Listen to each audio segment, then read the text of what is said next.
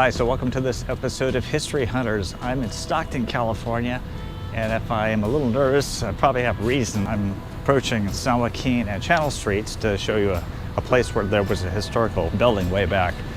But the reason for my nervousness, of course, is that Stockton kind of has a reputation as a violent community. 229% over the average for violent crimes in the United States for a city. Property crimes are like 52% of the national average. So it's a very violent city. That's why I'm kind of nervous. But I want to talk about the old days when there was a lawlessness here in Stockton and people were brought here to this corner right across the street. The Diocese of Stockton building was the location for the Grand Cunningham Palace. It was actually the county jail that was here a long time ago. It was pretty elaborate.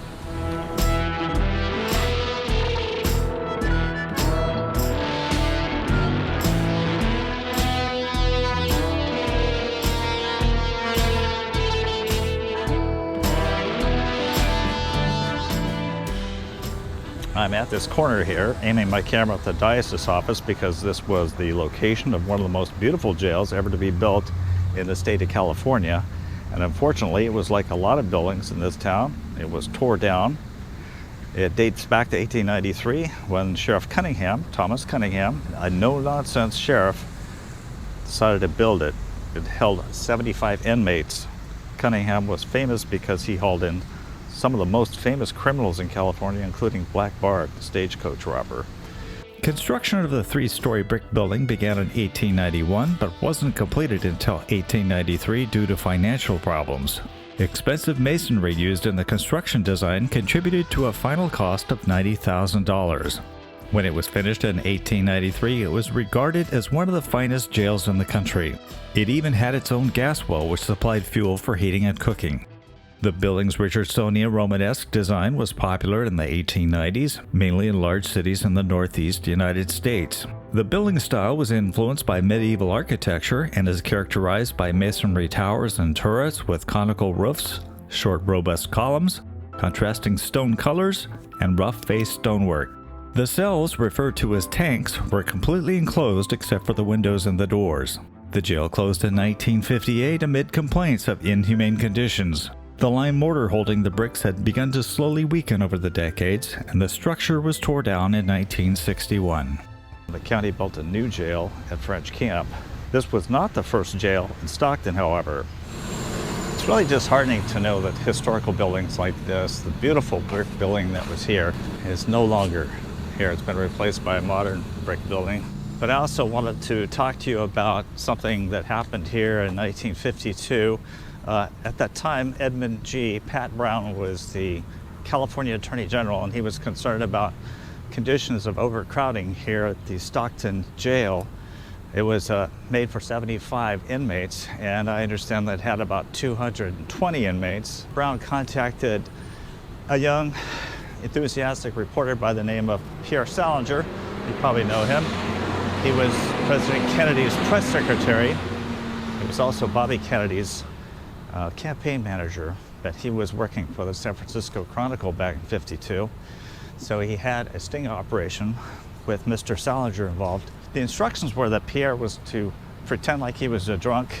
There would be a car that he could get into, freely open it, pass out, fake like he was passed out drunk in the back seat, and then a cop would come by and pick him up, jail him for vagrancy or public drunkenness, and that way Pierre would be an inmate for the jail. He would be able to expose some of the awful conditions in the jail. Mr. Salinger wrote that story. He also went down to Bakersfield. He did the same thing there. He wrote an expose, and that changed public sentiment about the condition of the jails here in Stockton and also in Bakersfield. It's pretty cool to see some of the old buildings still remain in Stockton. Not everything's been reduced to rubble and replaced with uglier buildings. But it could have been anywhere in this location where Pierre Salinger was told to get into this dummy car and pretend like he was a public drunk. So I think what I'm going to do is take you over to another location of this downtown and show you where the old jail was. It also was a pretty cool jail. Stockton really does have some really fabulous buildings. And then check it out, there's the Fox Theater over there, the Bob Hope Theater, right behind it. So back before the 1890s, this was one of your primitive old Western towns. I mean, it looked like any other Western town in the United States, with wooden sidewalks and old buildings and miners coming in to go up to the mother lode. But the old jail was right here in this location. I think right about where this building ends is where the old jail was. The old jail on Market Street between Hunter and San Joaquin Streets was built in 1853. Since the state of California had no penitentiary before 1855, this jail was used by the county and city to house prisoners. There were 8 legal hangings in the county before that task was transferred to San Quentin.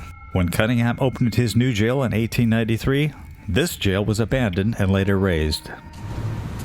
So in defense of the earlier generations that tore down a lot of brick buildings, I do have to say, California being an earthquake state, especially the old brick schools, they were dangerous. In fact, I think it was in the 1930s there was a Long Beach earthquake, and it took down the school and either injured a lot of kids or they were killed.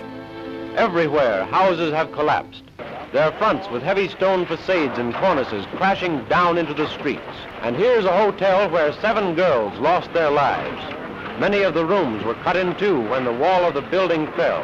In Compton, 50 automobiles were wrecked by toppling masonry. So there's reasons in earthquake-prone California to take down brick buildings, especially the tall ones.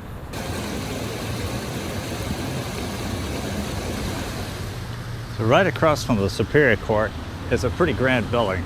It's the old Stockton Hotel, or Hotel Stockton. Now, John Wayne had stayed here when he came up here filming a movie, and you will also see this hotel in the movie All the King's Men, shot in 1946 with Broderick Crawford and John Ireland. Broderick Crawford played a governor, Willie Stark, who actually gave a speech in the movie on the balcony of that grand hotel. All the fascinating characters from the novel come alive. It's nice to see that it's been preserved. Unfortunately, in the background you'll see it was a grand courthouse back here. It's been removed as well. It looked like a state capitol. It was just beautiful. Yeah, Hollywood history made here as well.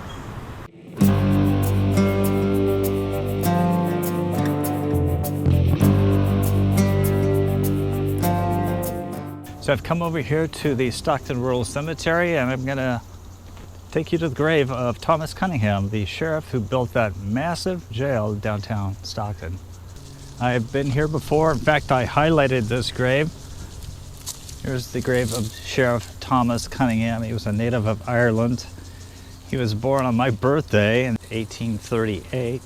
He died in Tuttletown, California, November 26, 1900. Buried one grave over from her famous dad was his second daughter, Margaret, who lived from 1870 to 1923. Over here we have another marker for the Cunninghams, Thomas Cunningham. He's got the same birth date and death date. Faithful toiler, thy work all done, beautiful soul, into the glory gone, virtuous life with the crown now won, God giveth thee rest.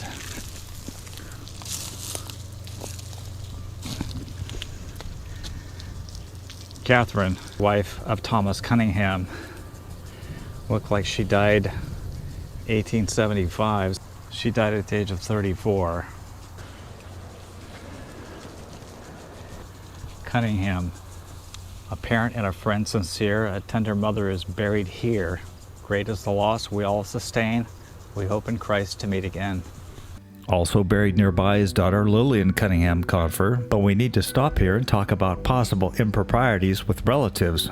You see, Lillian's husband was the owner of the S. Confer Company, which in 1891 began construction of the new jail for Sheriff Cunningham. Thomas Cunningham came to the United States when he was 10, first settling in Brooklyn, New York. He learned how to manufacture harnesses for horses. In 1855, he moved to Stockton.